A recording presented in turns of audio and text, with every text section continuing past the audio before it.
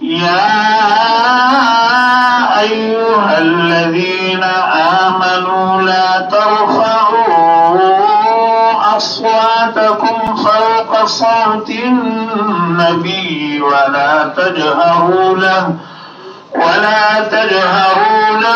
بالقول كجهر بعضكم لبعض أن تحبط أعمالكم وأنتم لا تشعرون إن الذين يغضون أصواتهم عند رسول الله أولئك الذين امتحن الله قلوبهم للتقوى لهم مغفرة وأجر عظيم إن الذين ينادونك من وراء الحجرات أكثرهم لا يعقلون ولو أنهم صبروا حتى تخرج إليهم لكان خيرا لهم والله غفور رحيم يا أيها الذين آمنوا إن جاءكم فاسق بنبأ فتبينوا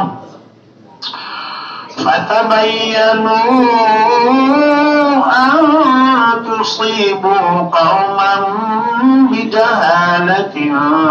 فتصبحوا على ما فعلتم نادمين واعلموا أن فيكم رسول الله لو يطيعكم في كثير من الأمر لعنتم ولكن الله حبب إليكم الإيمان وزينه في قلوبكم وكره إليكم الكفر والفسوق والعصيان أولئك هم الراشدون فضلا من الله ونعمه والله عليم حكيم وإن طائفتان من المؤمنين اقتتلوا فأصلحوا بينهما فإن بغت إحداهما على الأخرى فقاتلوا التي تبغي حتى تفيء إلى أمر الله فإن فاءت فأصلحوا بينهما بالعدل وأقسطوا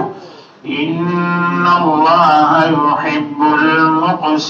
المقسطين إنما المؤمنون إخوة فأصلحوا بين أخويكم واتقوا الله لعلكم ترحمون يا أيها الذين آمنوا لا يسخر قوم من قوم عسى أن يكونوا خيرا منهم ولا نساء من نساء عسى أن يكن خيرا منهم ولا تلمزوا أنفسكم ولا تنابزوا بالألقاب بئس الاسم الفسوق بعد الإيمان ومن لم يتب فأولئك هم الظالمون يا أيها الذين آمنوا اجتنبوا كثيرا من الظن إن بعض الظن إثم ولا تجسسوا ولا يغتب بعضكم بعضا أيحب أحدكم أن يأكل لحم أخيه ميتا فكرهتموه واتقوا الله إن الله تواب رحيم يا أيها الناس إنا خلقناكم من ذكر وأنثى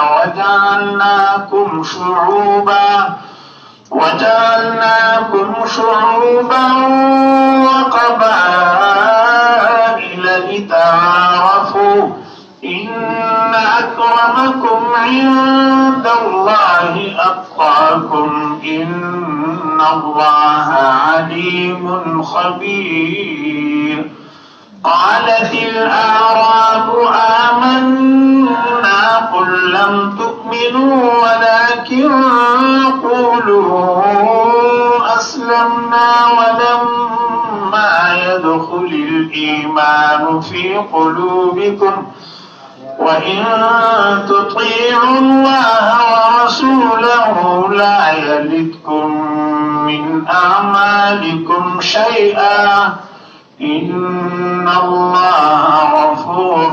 رحيم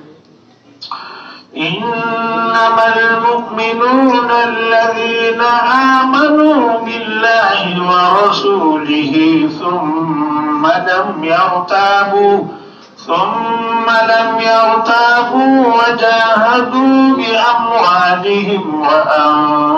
وأنفسهم في سبيل الله أولئك هم الصادقون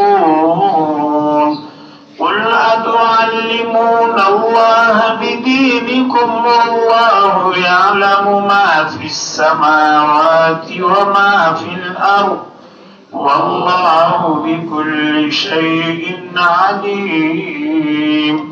يمنون عليك أن أسلموا قل لا تمنوا علي إسلامكم بل الله يمن عليكم أن هداكم للإيمان إن كنتم صادقين إن الله يعلم غيب السماوات والأرض والله بصير بما تعملون صدق الله العظيم